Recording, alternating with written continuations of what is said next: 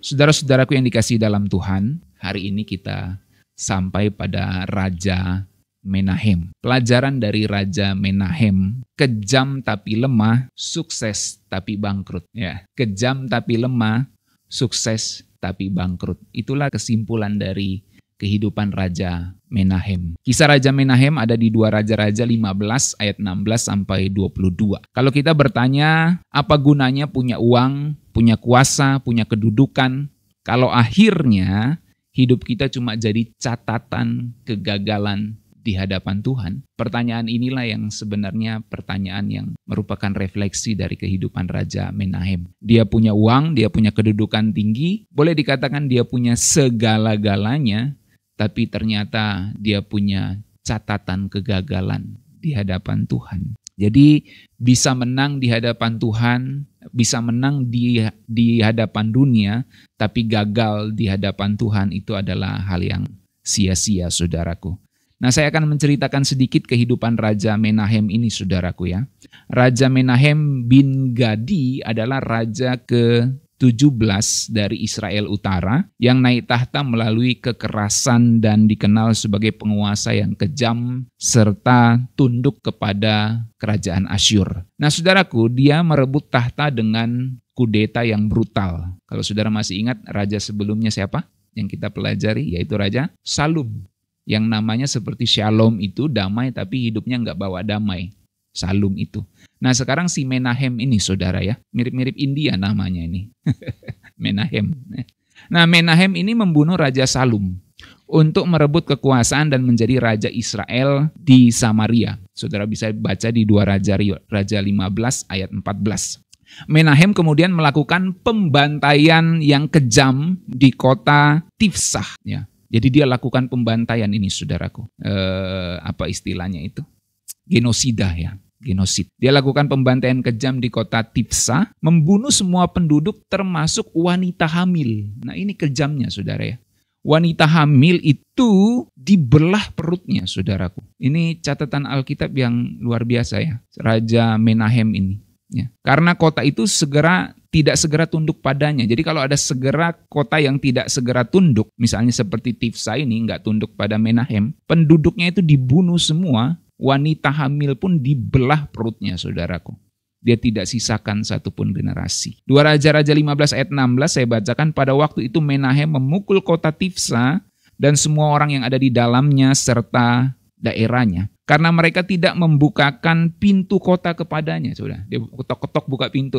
Maksudnya mau menyerang gitu ya. Ia memukulnya dan membelah semua perempuannya yang mengandung. Ngeri kan, saudara? Jadi ini dia raja yang kejam. Saya bilang tadi dia kejam tapi lemah. Dia sukses, maksudnya sukses menaklukkan kerajaan-kerajaan di sekelilingnya, tapi dia gagal di hadapan Tuhan. Karena toh dia nanti pada akhirnya lemahnya itu karena dia tunduk kepada Asyur, saudaraku. Ya, dia sogok Asyur, dia bayar upeti kepada Asyur supaya Asyur tidak serang dia. Nah, jadi yang kemudian setelah merebut kudeta dengan brutal, bahkan melakukan kekejaman, ibu bayi mengandung itu dibelah perutnya, dia menjadi raja yang lemah, padahal dia kejam. Dia lemah karena dia membayar upeti kepada Asyur. Menahem tidak mampu melawan ancaman dari Raja Pul, ya.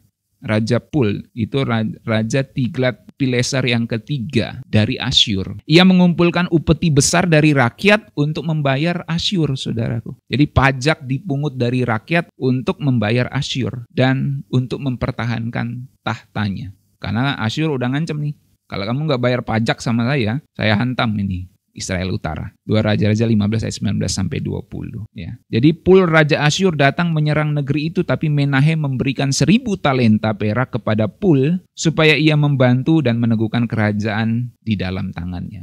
Pul ini bukan Ipul, saudara ya, atau bukan Saipul. Pul di situ maksudnya, Pul itu Tiglat-Pileser 3 ya dalam sejarah itu. Nah, akibatnya Israel menjadi negara dari yang dibawa kekuasaan Asyur, saudaraku. Jadi dia mulai kehilangan kebebasannya dan semakin dekat dengan kehancurannya. Karena pada akhirnya Israel Utara akan ditaklukkan oleh Asyur. Ya. Nah, kemudian bukan hanya itu, saudaraku.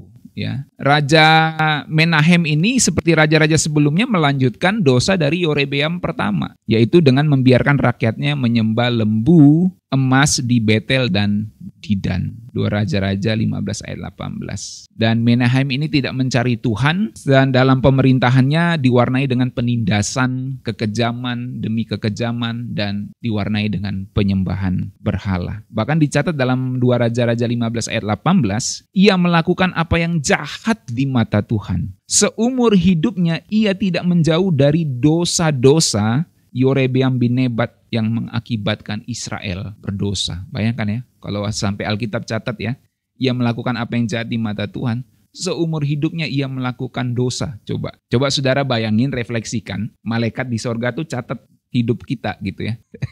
Dan dia lihat kelakuan hidup kita ini. Seumur hidupnya si A ini melakukan yang jahat di mata Tuhan. Coba kalau kita mau jujur dengan kehidupan kita refleksikan ya, kita jujur. Kira-kira malaikat catat apa tentang kehidupan kita, saudara? Apakah kita melakukan yang jahat di mata Tuhan atau kita tercatat sebagai orang-orang yang mencari Tuhan, yang berkenan kepada Tuhan? Saudaraku, di akhir pemerintahannya Menahem ini ya lumayan memerintah selama 10 tahun ya, 2 periode lah kalau kita hitung, 1 periode itu 5 tahun ya. Jadi dia memerintah selama 10 tahun, meninggal secara alami dan digantikan oleh anaknya Pekaya. Nah, yang nanti kita akan pelajari di waktu berikutnya. Meskipun ia berhasil mempertahankan tahtanya, kepemimpinannya, dia membuat Israel semakin lemah di hadapan Asyur. Ini yang saya bilang, dia kejam tapi lemah, dia sukses mempertahankan kerajaannya tapi dia gagal di hadapan Tuhan. Menahem adalah raja yang merebut atau raja yang kejam yang merebut kekuasaan melalui kudeta dan pembunuhan. Ia menyerahkan Israel kepada Asyur dengan membayar upeti, melemahkan bangsanya sendiri, dan pemerintahannya penuh dosa dan kekerasan yang mempercepat kehancuran kerajaan Israel Utara, saudaraku. Nah, apa pelajaran yang bisa kita dapatkan dari sini? Secara cepat, kuat nggak selalu berhasil. Bisa jadi justru sebenarnya kita sedang kalah. Nah, saudara, Menahem adalah raja yang kejam yang secara sudut pandang tertentu nggak ada yang bisa lawan dia, saudara ya. Tapi ironisnya dia justru gagal di hadapan Tuhan. Dan dia takluk kepada Asyur ya. Jadi kalau yang raja-raja lain dibantainya, tapi dia takut sama Asyur ya. Jadi kuat pada satu sisi tertentu itu belum tentu berhasil. Bisa jadi justru sedang kalah karena sedang gagal di hadapan Tuhan. Bayangkan saudara, orang yang nggak tunduk untuk dihancurkan oleh Menahem ini dibantainya, saudara. Bayangkan ya, kalau saudara lihat orang yang nggak tunduk sama dirinya, dia bantai, saudara. Bahkan ibu hamil dia belah perutnya. Kejam banget, saudara. Waktu saya baca ini, waduh, ngeri banget gitu ya. Biasanya kan kalau dalam etika perang, saudara ya, ibu hamil ya tidak boleh dibantai, wartawan tidak boleh dibantai gitu ya. Ini ibu hamil dia bantai, saudara ya, anak-anak gitu ya, nggak boleh dibantai biasanya. Sekejam-kejamnya peperangan ini dibantai, saudara. Perempuan hamil dibantai juga. Dia berpikir inilah kekuatan, jadi dia melakukan ancaman supaya orang-orang takut sama dia, padahal di mata Tuhan itu adalah kegagalan besar. Nah, saudara, apa yang kita pikir seringkali merupakan kekuatan kita, dalam hal ini kekejaman itu, ternyata justru mendatangkan kelemahan di dalam kehidupan kita. Ya. Dan itu bukan cara Tuhan yang dimau dari Menahem, saudaraku. Tapi Menahem melakukan bukan dengan cara Tuhan. Jadi hati-hati kalau kita pikir kita bisa menang dengan kekejaman, padahal Tuhan melihat kita sedang gagal. Nah, kemudian yang kedua, saudara, punya duit nggak berarti punya jalan keluar. Nah, ini dia. Punya duit nggak berarti punya jalan keluar. Kadang justru itu menjadi jebakan untuk kehidupan kita. Raja Menahem ini punya duit, saudara. Dia bertahan kerajaannya selama 10 tahun. Tapi dia nggak cukup kuat karena dia harus membayar Asyur. Ya. Dia membiarkan Asyur tetap berada di atasnya untuk menguasai dia. Dan supaya Asyur tidak menghancurkan dia, maka dia pikir duit adalah solusinya. Dia bayarlah Asyur untuk tidak menghancurkan dia. Seharusnya Menahem ini mencari Tuhan, saudaraku. Bagaimana dia bisa mengalahkan Asyur? Tapi malah dia menyogok Asyur untuk tidak menyerang dia. Jadi dia pikir dia punya duit, bereslah semuanya. Punya duit, punya jalan keluar. Gua punya duit, nanti gua bayar tuh pejabat sana. Gua punya duit, gua bayar nanti itu orang ini. Gua bayar nanti ini aparat. Gua bayar nih pejabat ini. Dia pikir dia aman. Dia nggak tahu bahwa pemerintahan akan terus berjalan dan berputar. Rejim akan berakhir. Dan orang yang dibayar belum tentu juga akan selalu setia dengan perjanjiannya. Itu sebabnya kesalahan Menahem adalah dia menaklukkan dirinya sendiri kepada Asyur. Dia bukan cari Tuhan, malah cari jalan pintas. Dia mengandalkan duitnya untuk menjadi solusi, tetapi itu bukan yang dikehendaki Tuhan. Dia bukannya berdoa, malah sibuk cari utangan politik, saudara ya, demi keamanan dirinya dan bangsanya saat itu. Akhirnya dia kena imbasnya. Rakyatnya sendiri juga kena imbasnya. Pada akhirnya sejarah mencatat Asyur menaklukkan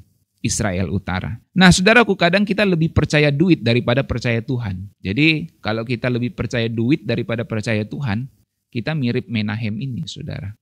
Gua punya duit, gua bisa bayar Asyur. Kita mengandalkan duit daripada Tuhan. Nah, itulah karakter Raja Menahem, saudaraku. Coba kita cek apakah kita punya karakter Raja Menahem itu ya.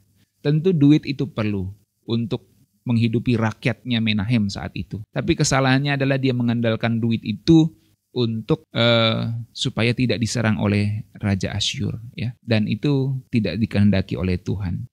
Dan akhirnya itu membawa kehancuran pada bangsanya sendiri. Kalau kita punya masalah gitu ya, apa kita lebih mengandalkan uang daripada Tuhan, saudaraku? Saya tidak katakan uang tidak penting. Selama kita hidup di dunia ini, uang itu penting. Tapi apakah kita lebih mengandalkan uang daripada Tuhan? Itulah yang perlu kita renungkan, saudaraku. Saudaraku, dunia bisa kasih solusi instan, tapi itu bisa jadi jerat karena bisa mengikat kehidupan kita. Makanya Yeremia 17 ayat 5 mengingatkan, terkutuklah orang yang mengandalkan manusia, yang mengandalkan kekuatannya sendiri dan hatinya yang menjauh dari Tuhan. Jadi kalau kita andalin manusia, terkutuk kita, saudara. Kita harus mengandalkan Tuhan dan biarkan Tuhan yang bekerja dalam hidup kita. Saudaraku, uang kita nggak bisa sangkali. Uang memang bisa kasih solusi cepat untuk banyak hal selama kita hidup di dunia ini. Tapi dia nggak pernah kasih kita jaminan yang kekal. Itu sebabnya jangan bergantung kepada uang, saudaraku ya. Dan kita harus bergantung kepada Sang Pemberi berkat itu, yaitu Tuhan sendiri. Coba kita renungkan, waktu pertama kita kali ada masalah di dalam hidup,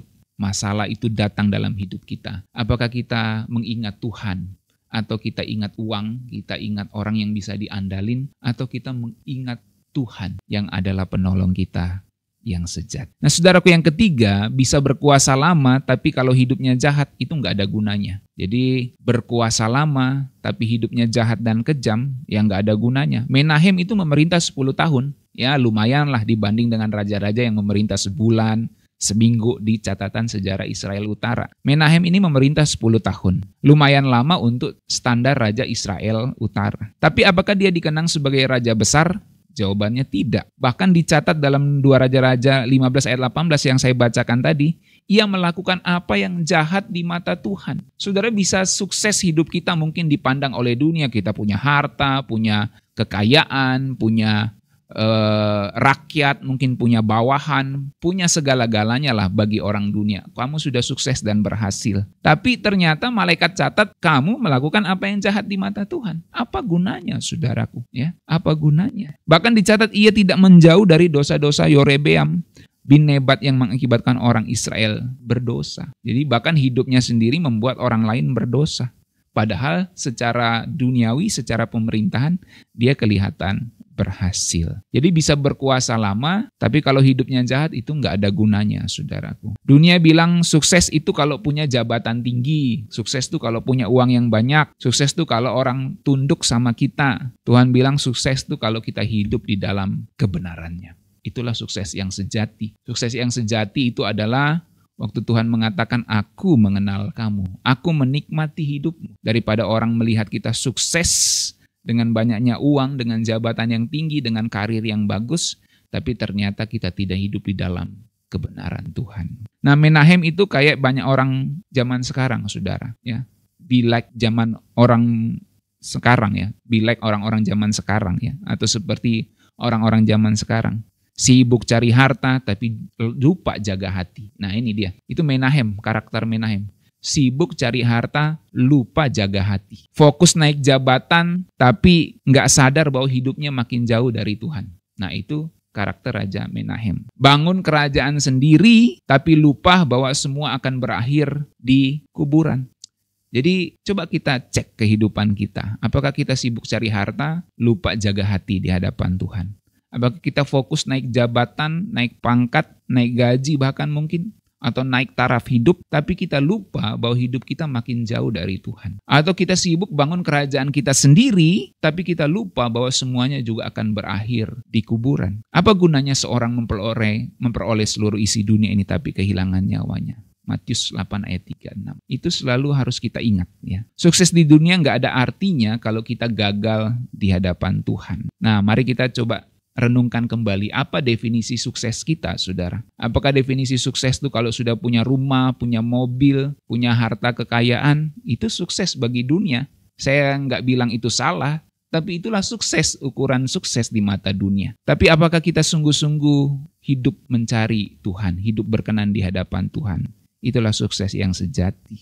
Jadi kita simpulkan, saudara, pelajaran dari Raja Menahem ini.